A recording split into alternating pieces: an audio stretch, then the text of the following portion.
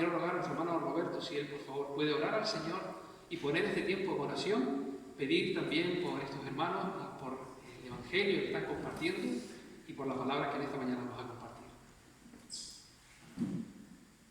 Oh Señor, como hoy cantamos como instantes, hemos venido aquí con el propósito único de darte la gloria a Dios. Oh Dios, queremos como pueblo tuyo, Dios, adorarte hoy en espíritu y en verdad y poder hacerlo de tu palabra en esta mañana.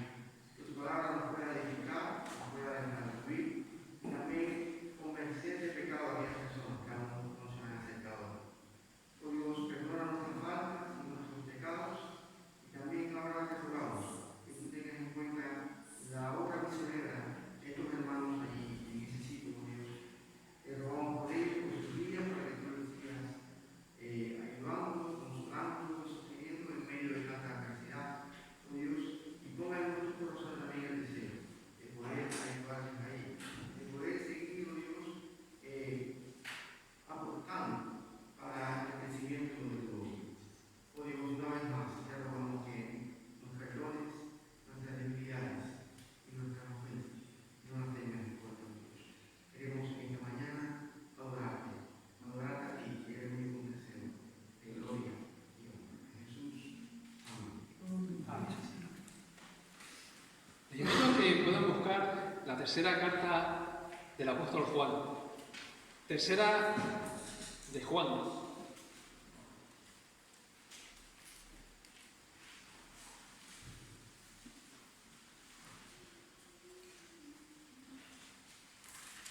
Y vamos a tener la lectura de la palabra del Señor en esta carta que Juan escribió. Y vamos a leer los versículos del 5 al 8. Tercera de Juan, versículos del 5 al 8.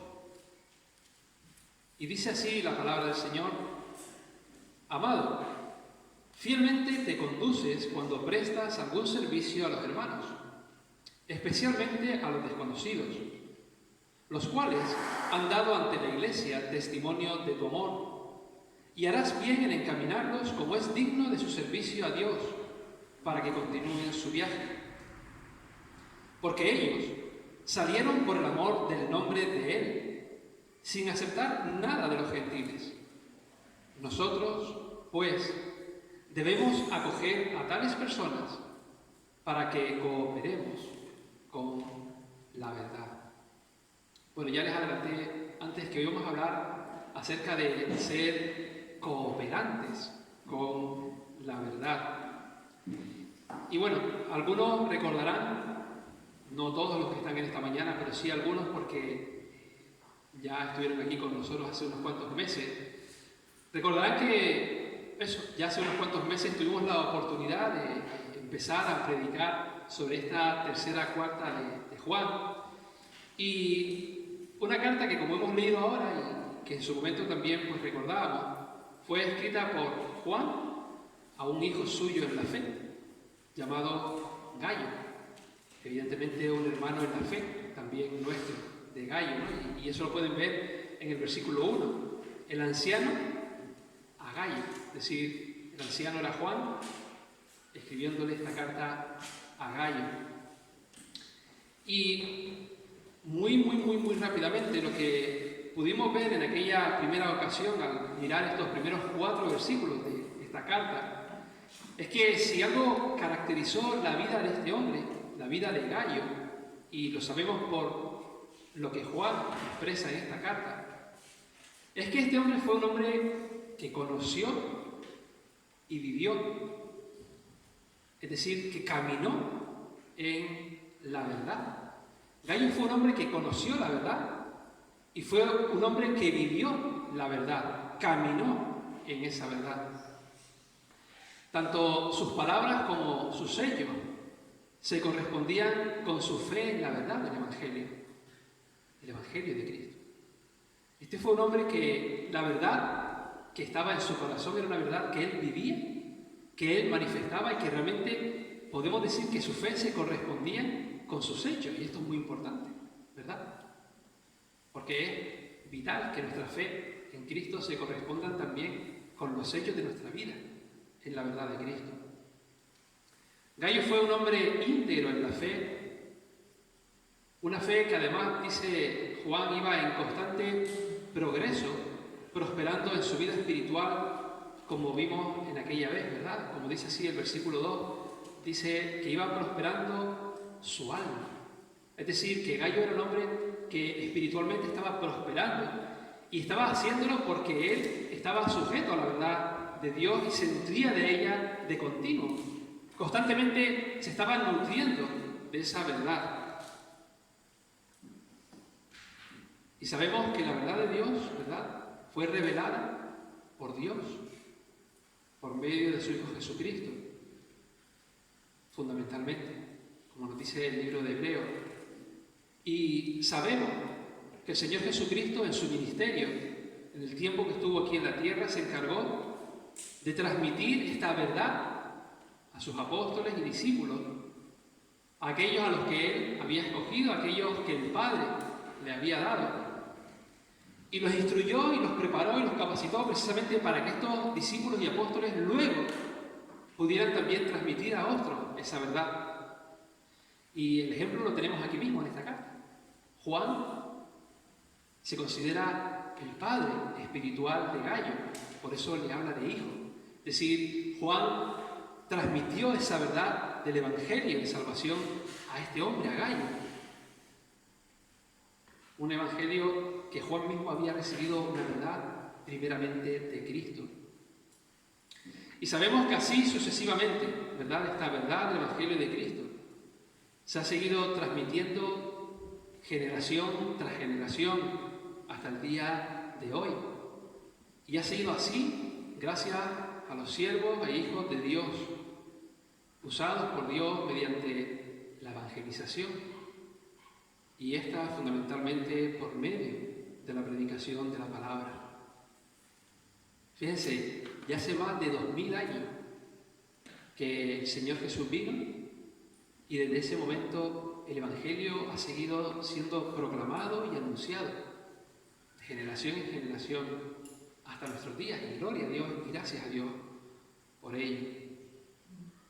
Esta verdad de Dios sabemos que inicialmente fue principalmente transmitida de manera oral, es decir, aquellos hombres empezaron a contar y hablaban acerca de lo que habían visto y vivido con el Señor Jesucristo. Pero luego, por la gracia de Dios y por medio de algunos de aquellos apóstoles y también de algunos de aquellos discípulos escogidos por Dios, y como nos dice la propia palabra, siempre inspirados y guiados por el Espíritu Santo, ellos empezaron a escribir esta verdad. Y hoy, hermanos y amigos, esta verdad la tenemos perfectamente completa en la Biblia. Y aquí sí quiero incidir en este aspecto, perfectamente completa. Ya no hay más revelación que añadir. Ya Dios lo que tenía que decir, ya lo dijo. Y está en su palabra. Él, a través de aquellos hombres, no solamente de manera oral compartió la verdad, sino que de manera escrita nos las ha dejado ya hoy perfectamente completa. Ni sobra, ni falta. No hay nuevas revelaciones. Todo está ya escrito en la palabra de Dios. Por lo tanto, vemos cómo desde el inicio y hasta hoy, más de 2000 años después, se sigue llevando a cabo lo que ya nuestro Señor Jesucristo ordenó a sus apóstoles y discípulos hace más de 2000 años en aquel monte de Galilea. Lo que conocemos como esa gran comisión, ¿verdad? Esa orden dada por Jesús a los suyos de ir y predicar el Evangelio a toda criatura. Y así ha seguido siendo hasta hoy, y seguimos haciéndolo, y tenemos que hacerlo, porque esa orden sigue vigente para todos nosotros. Sin lugar a dudas, la prioridad de nuestro Señor Jesucristo con aquellos hombres todo aquel tiempo en el que Él estuvo capacitándolos y preparándolos. Como decimos, fue la de instruirles y prepararles para que ellos pudieran luego compartir, proclamar y enseñar esta verdad, y que así sucediera hasta el día de hoy. El apóstol Pablo, hablando a Timoteo, en la carta que le escribió en 2 Timoteo 2:2, le dice: lo que has oído de mí ante muchos testigos, esto encarga a hombres fieles que sean idóneos para también enseñar a otros. Y así sucesivamente. La palabra y la capacitación de la palabra se ha ido dando de generación en generación, pero sí, y esto es muy importante, manteniéndonos siempre firmes y fieles a la palabra ya revelada por Dios, a la verdad que ya Él nos ha dejado. Ahora, yo no sé cuántos conocemos aquí un poco la historia de la Iglesia en toda su amplitud. La verdad es que es muy grande y es una historia enriquecedora. Hay muchos libros que nos hablan acerca de esa historia. Pero si algo sí sabemos es que la proclamación de la verdad del Evangelio a lo largo de todo este tiempo, hermanos y amigos, nunca ha sido fácil. Esa es la realidad. Es verdad que han habido momentos más permisivos, donde quizás haya habido más oportunidades, pero la realidad es que la predicación del Evangelio nunca ha sido fácil. Nunca. Siempre ha estado encontrándose con dificultades, con impedimentos. Evidentemente, el enemigo que todos conocemos, Satanás, esto sí, muy importante, un enemigo que ya ha sido derrotado por Cristo en la cruz, y esto sí que quiero insistir. Un enemigo que ya ha sido derrotado por Cristo en la cruz, no nos olvidemos de esto. Sin embargo, este enemigo sí sabemos que no ha cesado en ese empeño de que esta verdad, esta única verdad salvadora, pueda ser proclamada y que pueda ser conocida.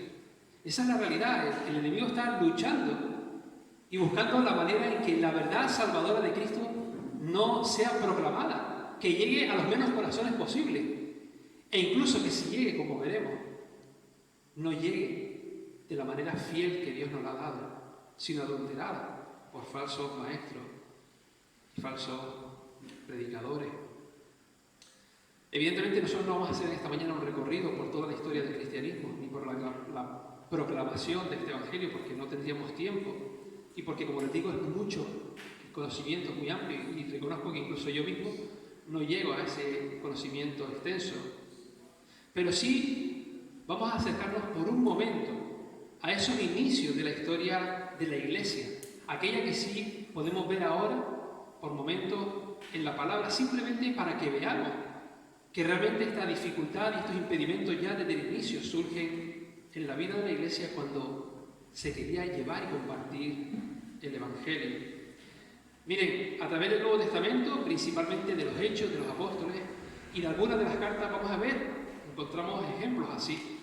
Y vamos a mirar muy rápidamente, por ejemplo, en Hechos, capítulo 3. Fíjense ya, este capítulo 3 de Hechos, a partir del versículo 1 y en adelante, nos encontramos con un acontecimiento en el cual Pedro y Juan, por estar predicando y por haber curado a un hombre cojo y haber llevado el Evangelio, empezaron a ser amenazados. Dice en el versículo 21 que los principales gobernantes, los sacerdotes, habiéndolos capturado, dice el versículo 21 que entonces les amenazaron y les soltaron, no hallando ningún modo de castigarles. Empezaron a amenazarles y empezaron a coartarles. Luego más adelante, si vemos el capítulo 5 de Hechos, volvemos a encontrarnos con que Pedro y Juan vuelven a ser perseguidos y son encarcelados porque estaban proclamando la verdad del Evangelio. En el capítulo 6 y en el capítulo 7 nos encontramos con la muerte del primer cristiano, el primer mártir, podríamos decir, que fue Esteban, por llevar la palabra. Luego en el capítulo 8 nos encontramos a alguien muy conocido, a Saulo, que luego sería Pablo. Pero antes, ¿qué había sido Saulo? Perseguidor de la iglesia, efectivamente. Además, de hecho, él lo reconoce, fue uno de los mayores perseguidores. Realmente él tenía ese anhelo en su vida de perseguir a los cristianos y de llevarlos, ¿verdad?, hasta la cárcel. Y él empezó a perseguir. Pero fíjense las cosas de la vida. Luego en el capítulo 9 nos vemos que es él, una vez que es cambiado por el Señor, que es transformado, el que empieza a ser perseguido. Y empieza a perseguirse a Pablo. Incluso no solo por aquellos que no eran cristianos, sino los judíos mismos que lo conocían, ya también empezaron a perseguirle. Si seguimos más adelante, en el capítulo 12, nos encontramos con otra muerte, la de Jacobo. Fue muerto también en la cárcel. Y viendo, dice la palabra, que eso agradaba al pueblo, el emperador empezó a buscar a todos los cristianos para llevarlos a la cárcel. Entre ellos también nuevamente a Pedro. Y si seguimos, no lo vamos a hacer más adelante, veríamos en la lectura, por ejemplo, del libro de Hechos, como luego Pablo fue también encarcelado varias veces y como otros hermanos fueron perseguidos y encarcelados otras veces. Y siempre lo mismo, por compartir la verdad del Evangelio, por llevar el mensaje de salvación. Ahora, hay un aspecto precioso, hermano, realmente maravilloso, aún dentro de esta situación tan difícil y dura y tan complicada para aquellos hermanos que estaban compartiendo la palabra. Y ese acontecimiento maravilloso es comprobar que todo esto, contrariamente a lo que pudiéramos pensar, y hasta me atrevería a decir que contrariamente al propósito que tenía el enemigo, sin embargo vemos que esto repercutió por la gracia de Dios en que el Evangelio se fuera proclamando cada vez más y más, y cada vez más y más, y se fuera extendiendo cada vez mucho más por todas aquellas regiones. Fíjense, miren por ejemplo lo que sucede en el capítulo 4 de Hechos, en el capítulo 4, los versículos del 23 al 31. Aquí dice que aquellos creyentes, una vez que Pedro y Juan se pusieron en libertad y acudieron a los hermanos y volvieron a donde estaban ellos, se reunieron y ellos, una vez que escucharon todo lo que les había acontecido a Pedro y a Juan, dice que dieron gracias a Dios y oraron al Señor. ¿Y qué le pidieron? Dice el versículo 29, ahora, Señor, mira sus amenazas y concede, dice, a tus siervos que con todo denuedo hablen tu palabra. Mira, Señor, nos están amenazando, nos están encarcelando, nos están matando, pero ayúdanos a seguir predicando con valor tu palabra. En el capítulo 5, en el versículo 14 leemos, y los que creían en el Señor aumentaban más, gran número así de hombres como de mujeres. Estaba creciendo la iglesia, estaba llegando la palabra e iba creciendo la iglesia a pesar de la persecución. Dice los versículos 41 y 42 también de este capítulo 5. Y ellos, Pedro y Juan nuevamente, cuando fueron encarcelados, dice, salieron de la presencia del concilio, ¿cómo? Gozosos, dice, de haber sido tenidos por dignos de padecer afrenta por causa del nombre. Y todos los días en el templo y por las casas no cesaban de enseñar y predicar a Jesucristo. Todos los días, a pesar de la persecución, a pesar de los impedimentos, no cesaban de predicar el Evangelio todos los días. Sigamos adelante, capítulo 6, versículo 1. Dice que en aquellos días, ¿qué pasaba? Que seguía creciendo el número de los discípulos. Seguía creciendo el número de los discípulos. Y dice el versículo 7 lo mismo. Y crecía ¿qué? La palabra del Señor. Y el número de los discípulos se multiplicaba grandemente en Jerusalén. Increíble, ¿verdad? La obra de Dios. Increíble el poder de Dios. Y no les canso más, pero con la última cita, el capítulo 8, vemos lo que decíamos antes. En el inicio nos encontrábamos a Pablo, a Saulo persiguiendo a la iglesia. ¿Y qué sucedió? Dice el versículo 4, pero los que fueron esparcidos iban por todas partes anunciando el Evangelio. Sí, hermanos y amigos, aunque el Evangelio estaba encontrando oposición, persecución, sin embargo, Dios estaba obrando para que ese Evangelio se extendiera, para que hubieran cada vez más cristianos, para que realmente hubieran más creyentes en Él. Y aquí hay un aspecto fundamental, es que se estaba predicando el Evangelio de Cristo, la verdad de Cristo, que es la única que tiene poder, como nos enseña la palabra, para cambiar y transformar el alma. Y como aquellos hermanos lo sabían, no dudaban con de nuevo llevar este Evangelio, incluso a costa de su propia vida. Así que vemos cómo la expansión del Evangelio, por un lado, se produjo inicialmente por la transmisión de aquellos cristianos perseguidos que se fueron extendiendo a otros lugares, fueron llegando a otras tierras y en su camino iban predicando el Evangelio, y cuando llegaron también y se establecieron allí mismo, también proclamaron el Evangelio. Pero también en aquellos tiempos sabemos que se produjo otra gran evangelización provocada por parte de siervos de Dios que fueron llamados para salir por aquellas tierras a proclamar la verdad. También si viésemos en el libro de Hechos fundamentalmente el listado de todos esos hombres de Dios que fueron llamados por Dios para predicar, pues veríamos un buen listado, encabezado sin lugar a dudas por ¿saben por quién? ¿No? Por Pablo. Pablo, desde que el Señor lo cogió, lo llamó a predicar a los gentiles, y desde ese momento él no cesó de realizar sus viajes, ¿verdad? Esos viajes misioneros que él realizó, recorriendo gran parte del mundo conocido en aquel momento, pero para predicar el Evangelio. Y con él otros como Silas, como Bernabé, como Marcos, como Apolo, y así otra cantidad de hombres que fueron predicando el Evangelio. Y muchos más que salieron por allí. Y como decíamos y como hemos visto, aquellos viajes iniciales no eran como hoy. No eran viajes fáciles, ni cómodos, ni tenían todos los medios de transporte sencillos, ni se encontraban en cualquier lugar tan tranquilamente y cómodo. Sabemos que hubieron problemas para predicar el Evangelio. Las circunstancias por las que tuvieron que pasar en muchos casos, en la gran mayoría de los casos, realmente fueron duras y difíciles, con muchas necesidades, con mucha penuria.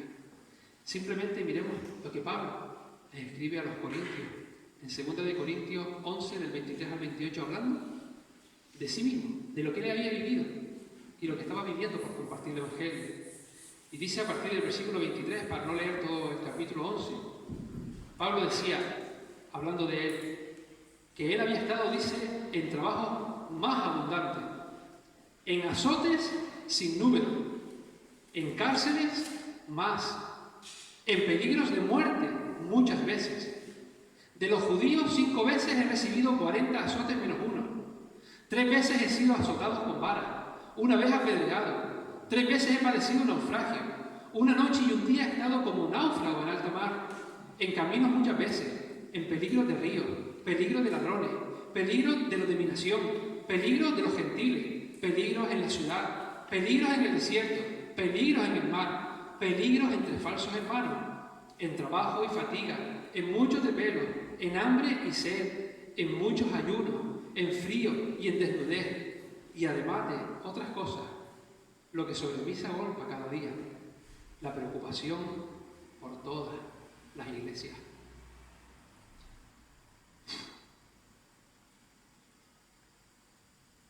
Increíble, ¿verdad? Y sin embargo no cesaba de predicar el Evangelio.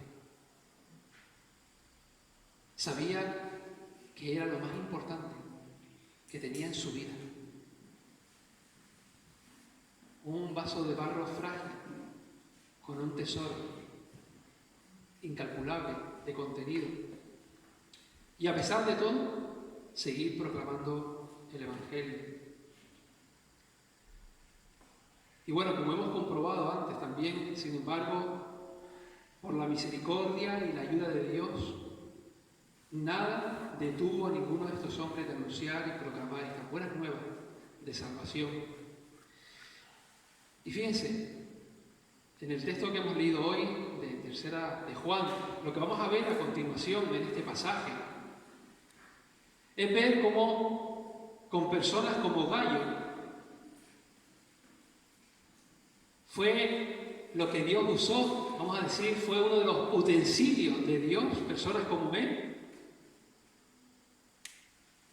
que Dios usó precisamente para ayudar y para proveer para todos, dice, cuantos salieron a compartir y a proclamar el mensaje de Dios. Vamos a volver a leer estos 4 versículos, del 5 al 8. Dice: amado, fielmente te conduces cuando prestas algún servicio a los hermanos, especialmente a los desconocidos, los cuales han dado ante la iglesia testimonio de tu amor, y harás bien en encaminarlos como es digno de su servicio a Dios para que continúen su viaje. Porque ellos salieron por amor del nombre de Él, sin aceptar nada de los gentiles. Nosotros, pues, debemos acoger a tales personas para que cooperemos con la verdad. Miren, vamos a ver cómo Gayo, como decimos, fue una herramienta de Dios, fue un utensilio de Dios para ser usado en proveer la ayuda, como hemos leído, para todos aquellos, dice, que salieron a proclamar el mensaje de Dios. Y aquí hay un aspecto muy importante, y es que hoy Dios sigue mostrando esa ayuda y provisión, como veremos también, a todos aquellos hermanos que tienen el anhelo y el llamado de Dios en sus vidas para seguir proclamando el Evangelio de salvación. Hoy Dios sigue mostrando esa ayuda y provisión hacia aquellos que realmente tienen el anhelo y el deseo de proclamar la verdad del Evangelio. Algunos quizás saliendo por otras tierras o por otras regiones del planeta, como esos misioneros que conocemos como Alejandro y Mirna, que hemos leído antes, y otros, quizás con la carga en sus corazones de poder ser usados allí donde el Señor los pone, preparándose y capacitándose para poder proclamar la verdad del Evangelio incluso en sus propias iglesias. Y Dios seguir usando los medios que Él tiene, que son los creyentes, los cristianos, cada uno de nosotros, su iglesia.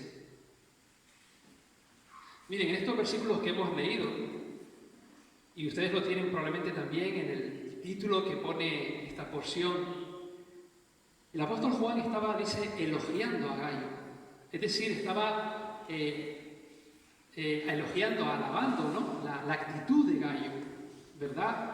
Este hombre estaba mostrando a Gayo que se sentía realmente contento por algo que él estaba haciendo. Y este elogio de Juan a Gayo, que Juan le escribe precisamente con este propósito, era el de animar a Gayo para que éste siguiera perseverando en su servicio. Un servicio que él estaba llevando a cabo para los hermanos y obviamente y evidentemente y fundamentalmente para el Señor. Un servicio que Gayo estaba llevando a cabo tanto para los hermanos como sobre todo principalmente para el Señor. Y claro, Juan le escribe para animarlo y le elogia lo que él estaba haciendo. Y lo hace porque por un lado él sabía que este servicio era bastante delicado, conllevaba sus riesgos. Lo que Gayo estaba haciendo conllevaba riesgos, incluso a veces para su propia vida. Pero también sabemos, y no lo vamos a ver ahora, lo veremos si Dios quiere más adelante en otras predicaciones, que lo hace para alentarlo, en este caso concreto de Gayo, de algunos que además estaban presentando oposición al servicio y a la labor que Gayo estaba desempeñando. Y lo que es increíble, como veremos, como digo, más adelante, si Dios quiere y nos lo permite, es que esta oposición que se estaba encontrando Gayo, y no solo él, como veremos incluso algunos otros hermanos de la iglesia donde estaba Gayo que también hacían lo mismo, era una oposición que nacía de la propia iglesia.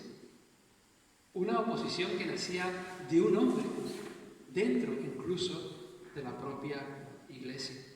Pero bueno, hoy no vamos a tener tiempo de hablar de esto. Si Dios quiere, como digo, hablaremos de este otro episodio en próximas predicaciones. Lo importante es que veamos entonces el propósito de Juan, animar a este hombre. El propósito de Juan era animar a Gayo para que siguiera sirviendo al Señor como lo estaba haciendo, fielmente, sin temor, y aunque hubiera esa oposición. Y hermanos, Juan lo estaba haciendo porque sabía que esta labor que estaba desempeñando Gayo era una labor fundamental y necesaria para que el mensaje del Evangelio pudiera ser proclamado. La labor que estaba desempeñando Gayo era una labor fundamental y era una labor necesaria para que el mensaje de la verdad del Evangelio pudiera ser proclamado. Bueno, la pregunta que quizás nos estemos haciendo es: ¿y cuál era ese servicio que Gayo estaba realizando? ¿Cuál era ese servicio? Bueno, a la luz de los versículos que hemos leído y también a la luz de los versículos siguientes, que no los hemos leído, pero que me permiten, los voy a compartir un momento, del 9 al 10. Dice estos dos versículos: yo he escrito a la iglesia, pero Diótrefes, ya saben quién es la persona que va a presentar la oposición, al cual le gusta tener el primer lugar entre ellos, no nos recibe. Por esta causa, si yo fuere, recordaré las obras que hace, parloteando con palabras malignas contra nosotros. Y no contento con estas cosas, no recibe a los hermanos, y a los que quieren recibirlos se los prohíbe y los expulsa de la iglesia. Bueno, la labor que estaba desempeñando Gayo y la labor que estaban desempeñando algunos otros hermanos era la hospitalidad. Era el ser hospitalario. Con aquellos, dice, hermanos que estaban saliendo para poder predicar el Evangelio. Gayo era un hombre hospitalario.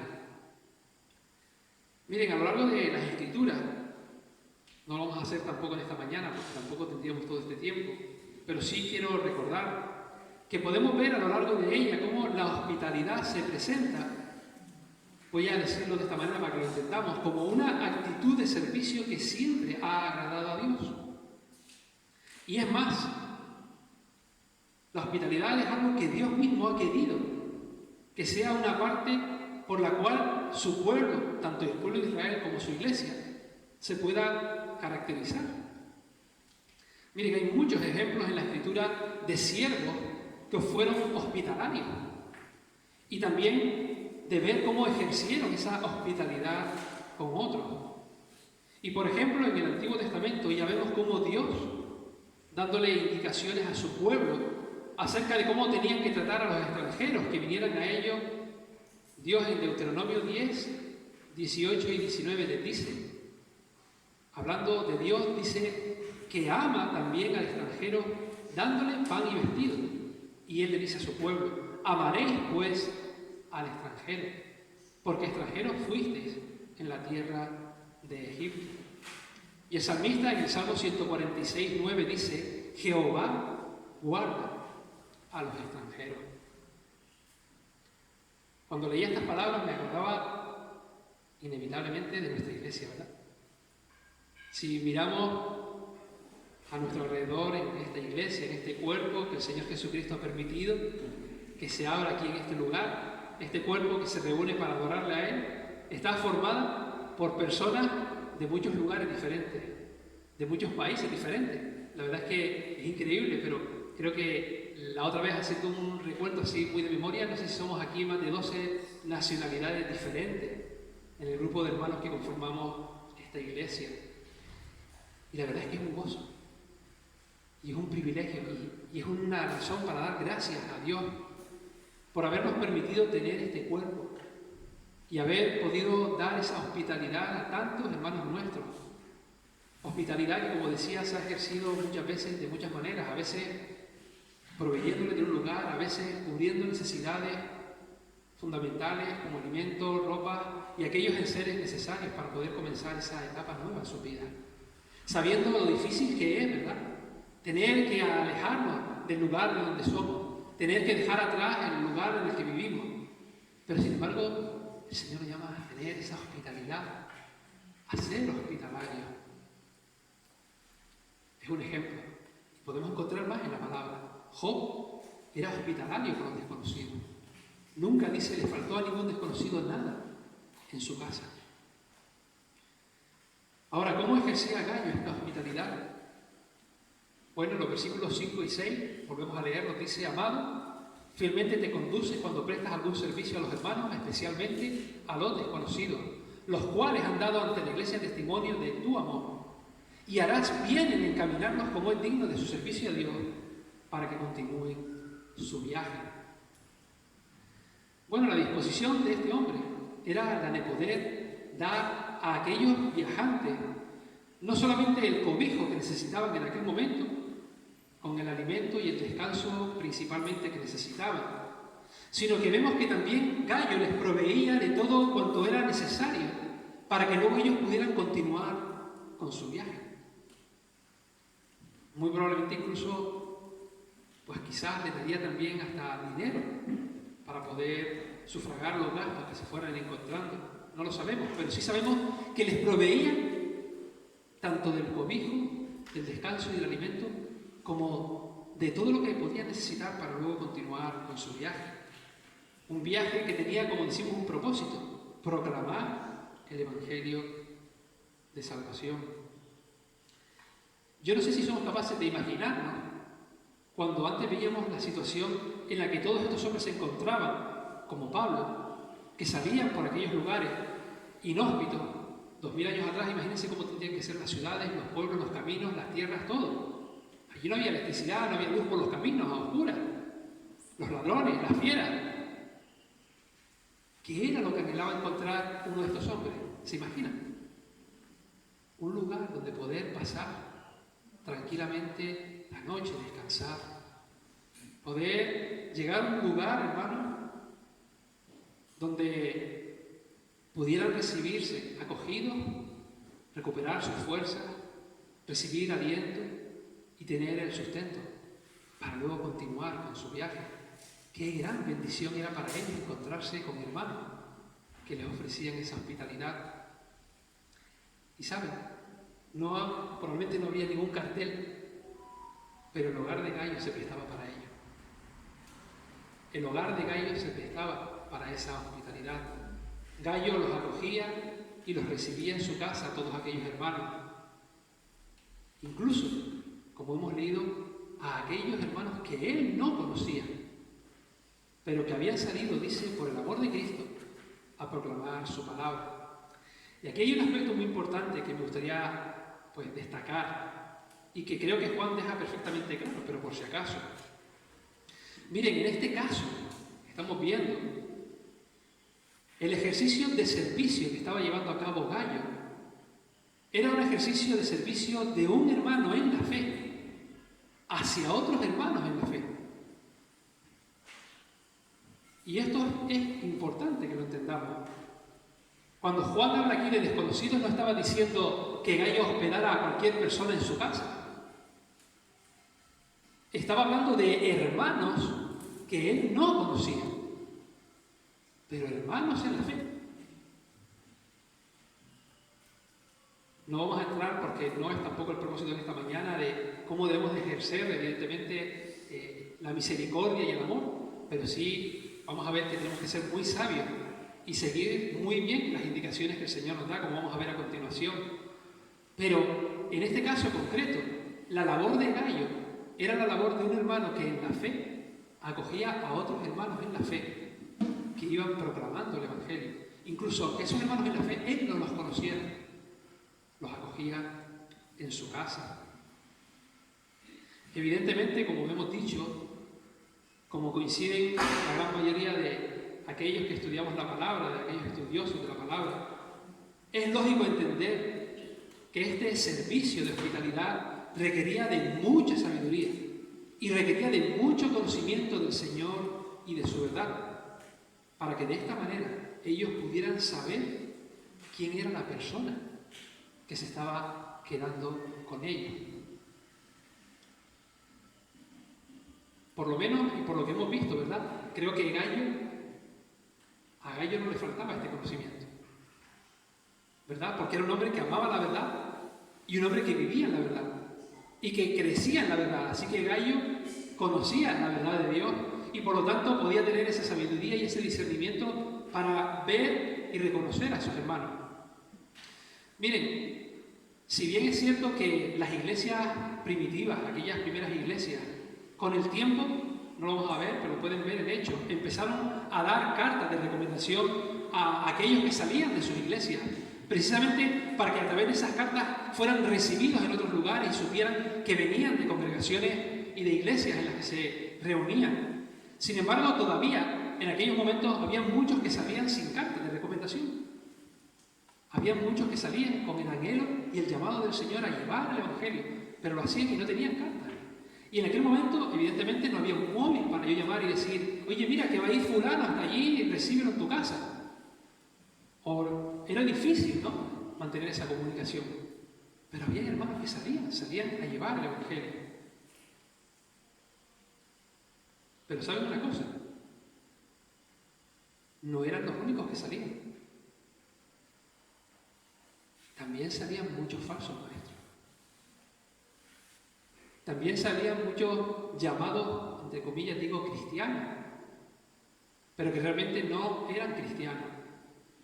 Y salían también con el propósito de dañar y de llevar falsa enseñanza y de pervertir el mensaje del Evangelio.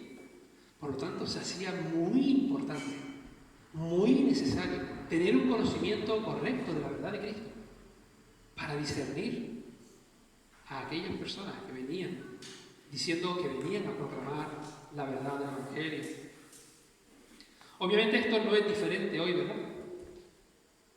Hoy se siguen levantando muchos falsos maestros. Como decimos, incluso muchos de ellos se dicen llamar cristianos, pero lo que están haciendo es medrar la verdad de Dios. Y además algunos de manera descarada niegan a Dios, niegan la eficacia de la verdad. Pero hay otros que de manera muy astuta, pueden engañarnos. Pablo y Pedro advertían en sus cartas, y Judas también, y que tuvieran cuidado con aquellos que se metían en las casas para engañar y llevar arrastradas, dice, a esas mujeres, por ejemplo, y aquellos que no estaban capacitados también los engañaban. El aviso constante que nos encontramos en muchas de las cartas del Nuevo Testamento es precisamente este: el estar preparado, capacitado, instruido en la verdad, tener un claro discernimiento de esa verdad para poder protegernos, proteger las iglesias y proteger nuestras vidas como cristianos.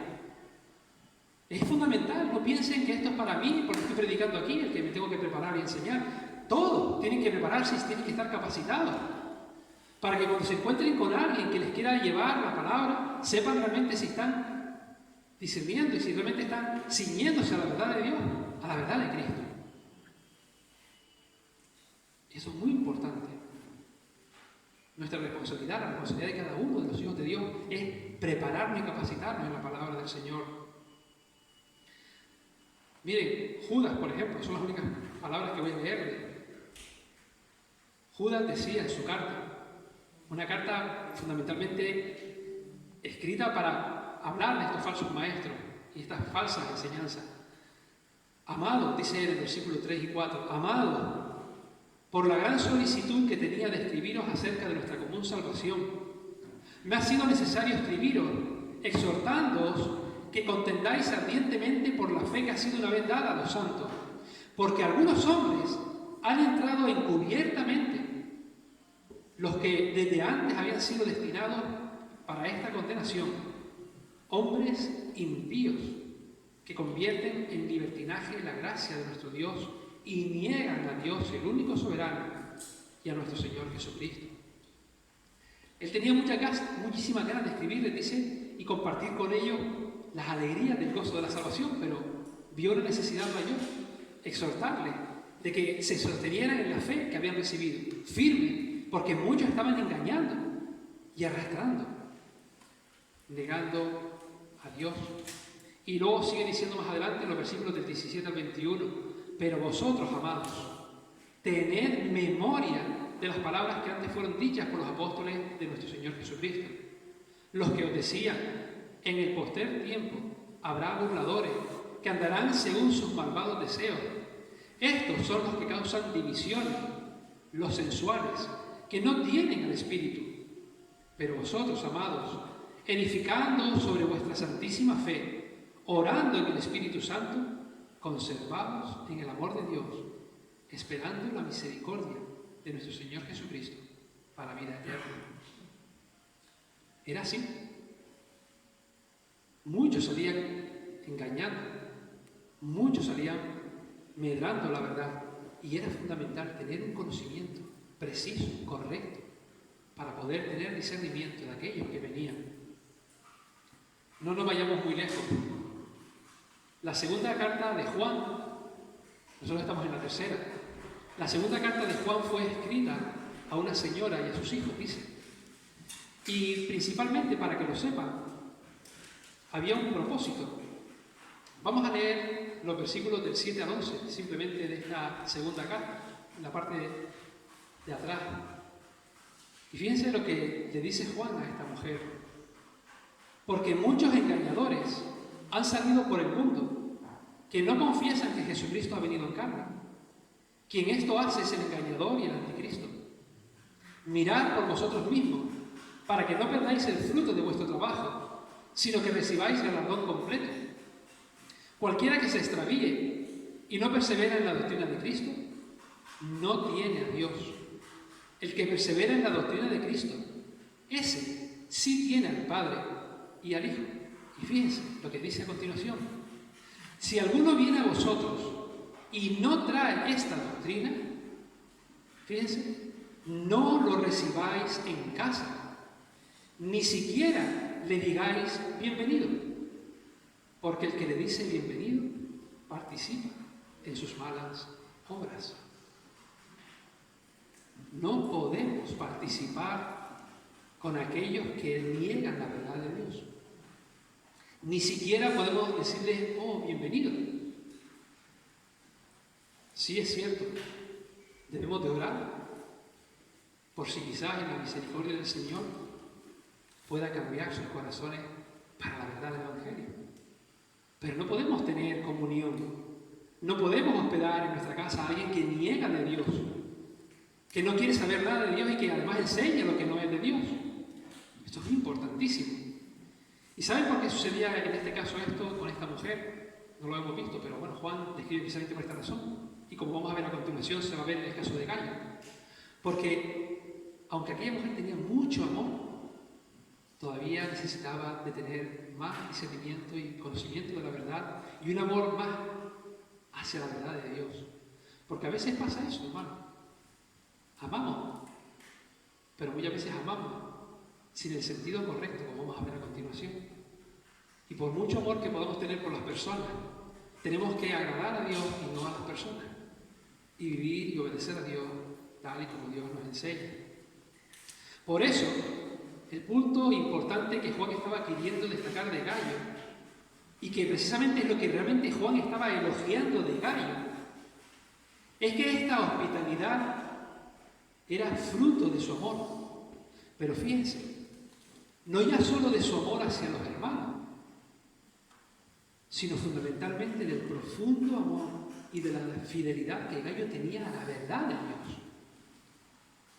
Del profundo amor y de la fidelidad de Gallo a la verdad de Dios. Dice el versículo 5, amado, fielmente te conduces. Le está diciendo, realmente eres un hombre que está llevando a cabo las cosas correctamente, fielmente, porque amas la palabra, porque amas la verdad y sabes cómo tienes que hacerlo. Sabes cómo debe de ser. El conocimiento y la obediencia a la verdad de Gallo, de la que Juan nos está hablando en los primeros versículos, los versículos del 1 al 4, mostraban y muestran claramente el amor que Gallo tenía hacia Dios, mostrándole entonces este servicio tan delicado, pero como recordábamos, especial e importante, ofrecer hospitalidad a aquellos hermanos. Podemos decir que este es el punto correcto en el que se tienen que encontrar entonces el amor y la verdad, hermanos, en todo lo que hacemos y en las formas y maneras en las que servimos a nuestro Dios y a aquellos que nos rodean. Este es el punto correcto en el que se tienen que encontrar ese amor y la verdad para poder servir a Dios y servir a aquellos que nos rodean. Precisamente para evitar, como decimos, situaciones como las que Juan tiene que advertir a aquella mujer. Un amor primero por la verdad de Dios, para mantenernos fieles a la verdad de Dios y de esa manera entonces corresponder con nuestra fe a Dios. Permítanme que lo diga así. Si nuestro primer amor está en un correcto conocimiento y en una obediencia suprema a la verdad de Dios, entonces el fruto correcto de nuestra fe se verá también en nuestro servicio a Dios y a los que nos rodean.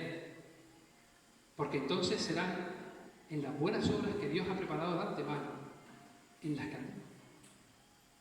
Cuando realmente nuestro primer amor está en ese correcto conocimiento y en una obediencia suprema de esa verdad, entonces vamos a tener fruto, un fruto correcto a nuestra fe, porque vamos a andar en las buenas obras que Dios ya dice preparó de antemano. Y eso era lo que estaba pasando en la vida de Gallo. Ahora, esta labor delicada para la vida de Gallo incluso, y por todo lo que hemos visto, era, como recordábamos, importante y necesaria, y eso es lo que también Juan le quiere recordar a Gallo. En la segunda parte del versículo 6 y en el versículo 7, Juan le dice: y harás bien en encaminarlos como es digno de su servicio a Dios, para que continúen su viaje, porque ellos salieron por amor del nombre de Él, sin aceptar nada de los gentiles. Aquellos hermanos a los cuales Gallo estaba hospedando eran hermanos que, dice Juan, habían salido por el amor del nombre de Cristo a servir a Dios, siendo mensajeros portadores de la verdad salvadora del Evangelio. Ellos habían salido por el amor de Cristo a compartir las buenas nuevas de salvación. Y Juan sabía lo que era esta obra. Perdón, Gallo sabía lo que era esta obra, ¿verdad? Gallo sabía que esa verdad había cambiado su vida. Esa verdad que Gallo tanto amaba, ese conocimiento de Jesucristo, el Hijo de Dios, el enviado de Dios que vino para dar su vida en rescate de la suya, que murió en la cruz por causa de sus pecados y que fue resucitado para poder darle a él la esperanza de vida eterna. Era el conocimiento claro que tenía Gallo del mensaje del Evangelio, como hemos de tenerlo también claro cada uno de nosotros. Saber lo que ha hecho Cristo por ti, saber lo que ha hecho Cristo por mí. Y eso era lo que aquellos hombres estaban compartiendo allá por donde el Señor los llevase. Y era por eso, hermano, por los que Gallo tenía que hospedarlos, dice Juan, y encaminarlos. ¿De qué manera?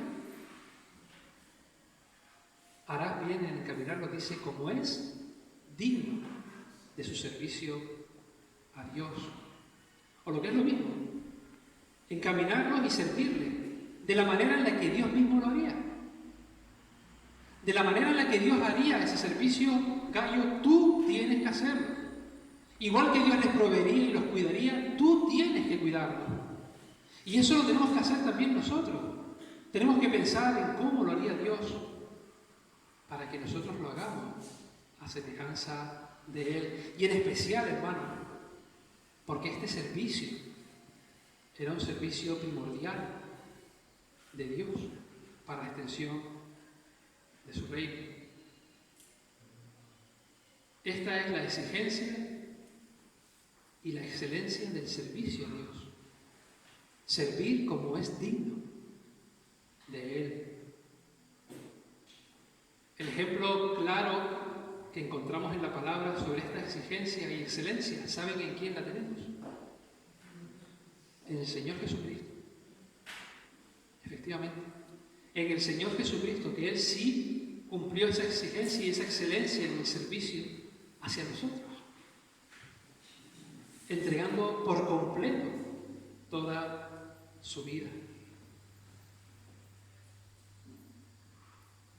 Gallo tenía que ser consciente de la grandeza de la verdad de Cristo, de lo que había provocado en su vida, de entender lo que estaban haciendo aquellos hombres para poder servir a Dios con esa excelencia, con esa exigencia.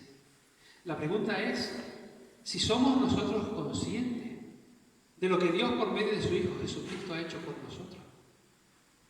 ¿Realmente reflexionamos en la grandeza de la obra de salvación en nuestras vidas hecha por Dios? ¿Valoramos como debe de ser valorada esa obra en nuestras vidas? Si es así, entonces, ¿cómo estamos sirviendo a Dios? ¿Cuál es la exigencia y la excelencia que está habiendo en nuestro servicio a Dios? ¿Realmente es como es digno de Dios? Para no cansarles e ir concluyendo, vemos además que Juan le dice a Gallo que aquellos hombres, dice el versículo 7 al final, habían salido sin aceptar nada de los gentiles. En este caso, la palabra gentiles usada aquí por Juan estaba hablando acerca de los incrédulos. Así que para que lo entendamos un poco mejor, lo que Juan le estaba diciendo, que aquellos que habían salido a proclamar el Evangelio, lo hicieron sin esperar nada de los incrédulos. Y por eso Juan le dice, así que nosotros, pues, dice el versículo 8, debemos acoger a tales personas para que cooperemos con la verdad. Para que cooperemos con la verdad. Seguro que si miramos a nuestro alrededor, vamos a encontrar que hay muchas personas que colaboran y cooperan, ¿verdad?, con diferentes causas. ¿Cuántas causas no hay? ¿Cuántas veces cuando antes podíamos salir y ibas a algún centro comercial te encontrabas con aquellos chicos que te decían, oye, ¿quieres ayudar a esta causa? Oye, ¿quieres aportar para esta otra causa? ¿Quieres estar aquí y colaborar en esta otra causa? ¿Cuántos, verdad? ¿Cuántas personas no hay que colaboran y cooperan con diferentes causas? ¿Y cuántas causas, verdad, no hay alrededor del mundo?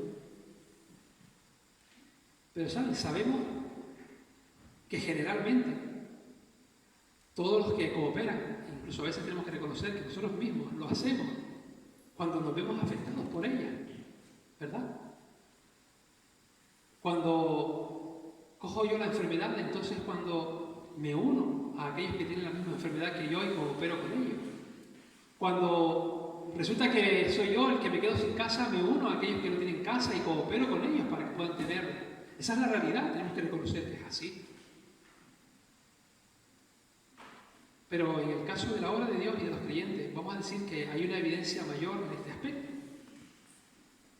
Porque, hermano, ¿quién tiene la responsabilidad y quién se va a encargar de sostener y de apoyar la obra de Cristo si no son sus hijos de Él? Si no somos sus hijos. ¿Quiénes somos los que tenemos que estar aquí y sostener y apoyar la obra de Dios, sino aquellos que somos parte de Dios? ¿Quién tiene que velar por dar el sustento y el cuidado a la iglesia, que es columna y baluarte de la verdad? Esa verdad que estamos hablando. Y de aquellos siervos que son mensajeros de esa verdad, sino nosotros los creyentes. ¿Acaso vamos a esperar de los incrédulos que apoyen o que se comprometan con la verdad de Dios? Era lo que Juan estaba diciendo a Gallo. Aquellos hombres salieron, pero sin esperar ni aceptar nada de los gentiles. Nos corresponde a nosotros. Somos nosotros. Porque nosotros, sí es verdad, ahora estamos aquí. Somos parte. Implícitamente el Señor nos ha llamado a ser parte de esta obra, por su gracia, por su misericordia. Así que sus hijos se tienen que encargar, velar y cuidar del sustento, tanto de su iglesia, columna y baluarte de la verdad, como de aquellos siervos que son mensajeros de la verdad. Hermanos y amigos, tanto las ofrendas, de las cuales no hemos hablado en este día, no era la intención tampoco. Pero sí es verdad que si miramos la palabra, tanto las ofrendas como la hospitalidad, permítanme que lo diga así, fueron dos recursos claramente necesarios y usados por Dios. Y por eso también ordenados por Él, para poder proveer para el crecimiento y el desarrollo de la obra de Dios por medio de la extensión del Evangelio en su iglesia. Si lo miran, lo encontramos ya así. La palabra nos enseña cómo Dios establece esas ofrendas y cómo Dios establece la hospitalidad, entre otros aspectos, para poder velar y cuidar y proveer para el desarrollo y la extensión del Evangelio. Simplemente pregúntense, ¿qué hubiera pasado, por ejemplo, si iglesias como la de Filipo no hubieran sostenido económicamente a Pablo? ¿Qué hubiera pasado, verdad? Si no les hubieran sostenido económicamente y así al resto de hermanos. ¿O qué hubiera sucedido si Aquila y Priscila no hubieran ofrecido su hogar para hospedar a otros hermanos y para tener allí su iglesia? ¿O qué hubiera pasado? Fíjense con este nombre, Ninfa, pero una hermana que también hospedó y tuvo una iglesia en su casa. Y así, si les invito a que miren la doxología, los finales de muchas de las cartas y de los hechos, verán en esas salutaciones finales hermanos que fueron hospedadores, iglesias que ofrendaron,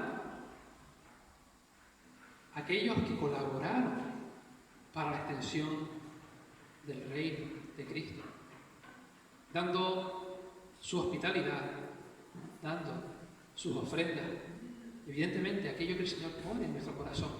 Pero recuerden que es fruto de un amor a la verdad de Cristo, de una fe sincera que nos lleva a adorar a Dios con esa hospitalidad, con esas ofrendas, porque son las buenas obras que también Dios ha puesto delante de nosotros. ¿Para qué?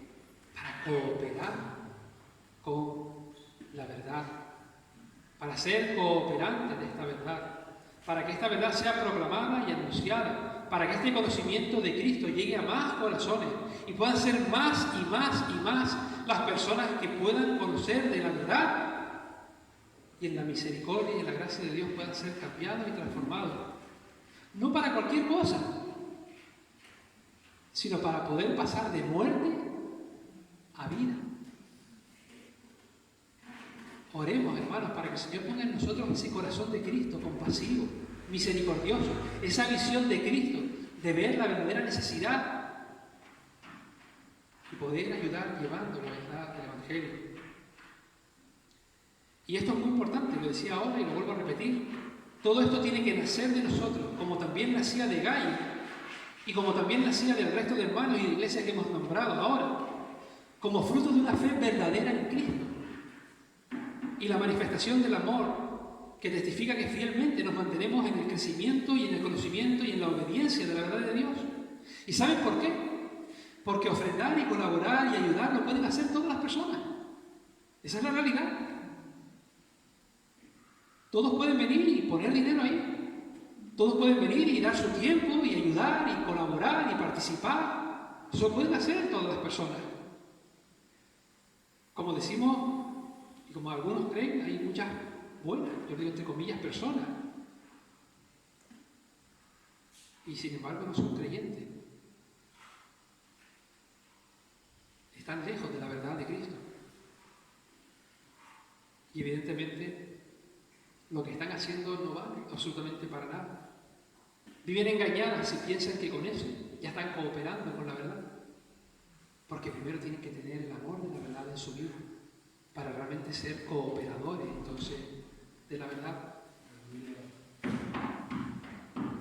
El ejemplo de la vida de Gaio es un ejemplo que Dios nos ha dejado en su palabra a través de esta pequeña carta para que veamos lo que es una vida que primeramente fue tocada por la verdad, para luego ser transformada por la verdad, para luego crecer y obedecer la verdad y por último servir a Dios como manifestación del testimonio de su amor a la verdad. Hermanos, que Señor, nos ayude para poder amar y obedecer y ser fieles cada vez más a esta verdad. Y en consecuencia, como fruto de nuestra fe, podamos andar en las buenas obras que Dios nos ha preparado de antemano, cooperando con la verdad en la proclamación por toda la tierra, y más aún en los tiempos en los que estamos, que es tan necesario cooperar con la verdad. A veces podemos hacerlo nosotros y estamos llamados a hacerlo nosotros, allí donde el Señor nos ponga, habla del Evangelio. Pero no nos olvidemos de que hay hermanos que se están preparando, se están capacitando, el Señor los ha llamado para eso. Y hay otros que salen, como el caso de Alejandro y Mirna, para ir a otros lugares, dejando todo atrás, pero por el amor de Cristo servirle llevando el Evangelio. Y hay una cosa preciosa de ser cooperante de la verdad de Dios. ¿Y saben cuál es? Que nosotros también podemos gozarnos y nos gozamos del ministerio y de la labor y de los beneficios que la obra de Cristo trae a través de estos hermanos. ¿O acaso no se han gozado de leer esta carta y de ver cómo van a trabajar con esas familias? De saber que hay más de 30 familias con las que pueden contactar. ¿No es un gozo que la palabra del Señor llegue a ellos? Si no se goza tu corazón, tienes un problema. Somos partícipes al cooperar de la verdad, los gozos de la verdad. Como en el cielo hay una alegría por un pecador que se arrepiente, se alegran.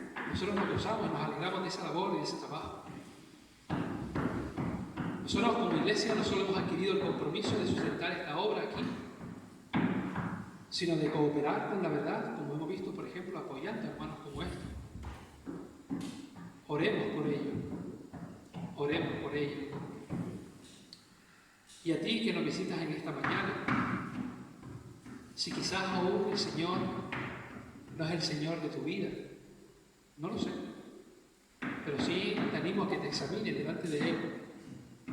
Nuestro anhelo, nuestro deseo es que tú también puedas conocer la verdad del Evangelio, una verdad salvadora, única, por medio de la cual Dios quiere traer vida eterna a tu vida.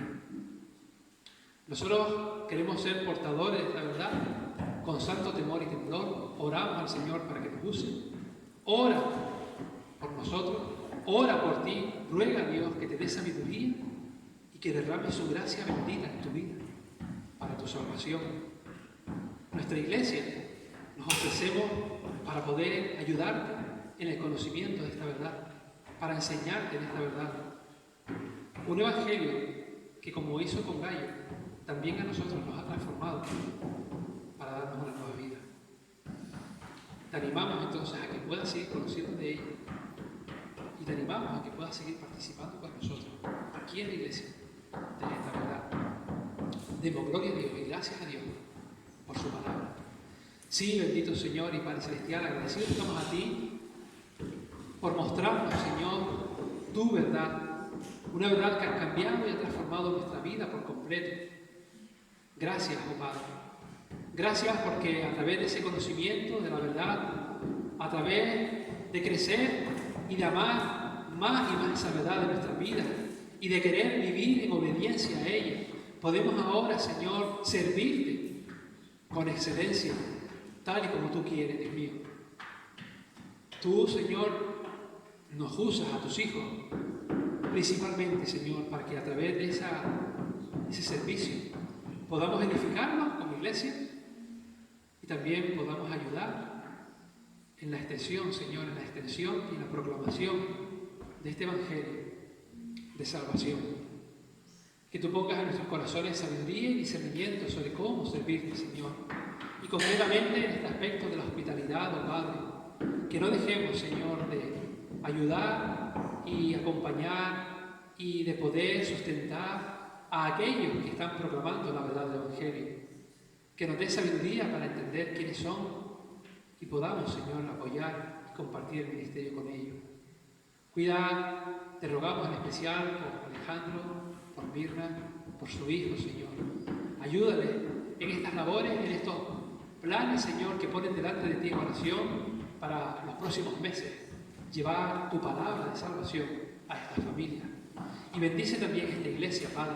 Ayúdanos a los predicadores, a aquellos que se están capacitando y preparando, porque amamos tu verdad y deseamos predicar tu verdad Que todos, Señor, podamos cooperar con ella, para que tu iglesia, aquí en este punto en el que tú las has puesto, Señor, siga siendo columna y baluarte de la verdad a todos aquellos que nos rodean. Gracias por el día de hoy, gracias por los que nos visitan, Señor.